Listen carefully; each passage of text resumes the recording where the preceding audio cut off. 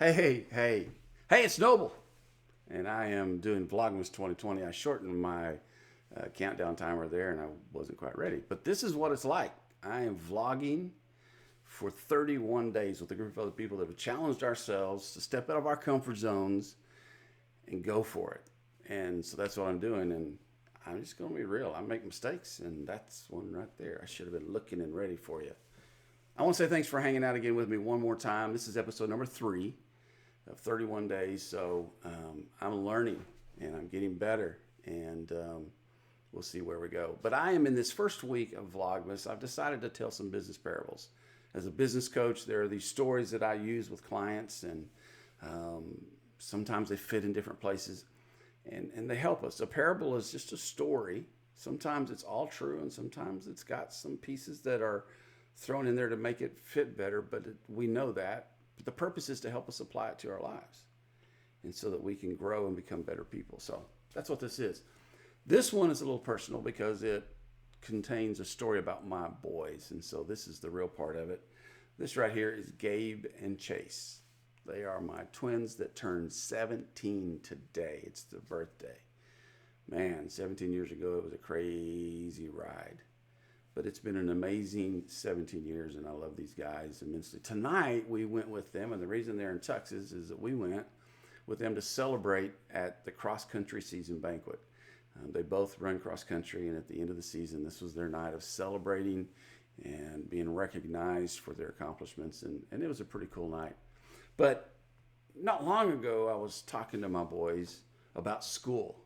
We were beginning a new school year, and they were like, "Dad, this is our year. I know last year was rough, but this is our year. We're going to kick some butt and take some names, and this is going to be a year we're going to get A's, and we're going to rock it." And then we found ourselves halfway through the semester having a little conversation and checking grades online and realizing that they weren't quite rocking it. See, they had slipped into some bad habits. They had slipped into some of the old ways that they do, and because of that, their grades weren't where they wanted them to be and where I wanted them to be. As we were talking, one of them said, "I know I got a few F's, Dad, but I got some C's too." He was excited about that. But I had to remind him that C's are average. It just really means you're the top of the bottom or the bottom of the top. Maybe you're the best of the worst, or just the worst of the best. You're just getting by. And I had to remind him that he can't just get by because he's meant for more. You see, that phrase is a phrase that settled into my heart some time ago and made me realize that I'm meant for more. And as I sit down with business owners, almost inevitably we'll find ourselves at the beginning of a year, as we do our year-end evaluations and our planning and dreaming and vision for the next year, we've got this mentality that, okay, this is the year we're not going to settle. This is the year we're going to push. This is the year we're going to do great things.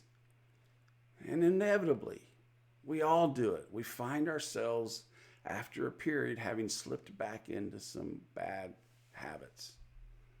There's things that we're pretending not to see, right? There's things that we're avoiding because it's harder and we're doing the easy things. And when that happens, we start slipping, and before long, we're just average, and we're accepting average. And I speak to my business clients and say, look, you're meant for more. You got to remember that. And so today, that's what I want to settle in your heart and in my heart. I want you to hear that phrase. You're watching this today. You're meant for more. There's something more that you can accomplish. Don't settle for just being average. Don't settle for just being the best of the worst of the worst of the best. Decide that you're going to push yourself and reach out for that more that's out there. So I just want to say it again, and I want you to let it rest inside of you.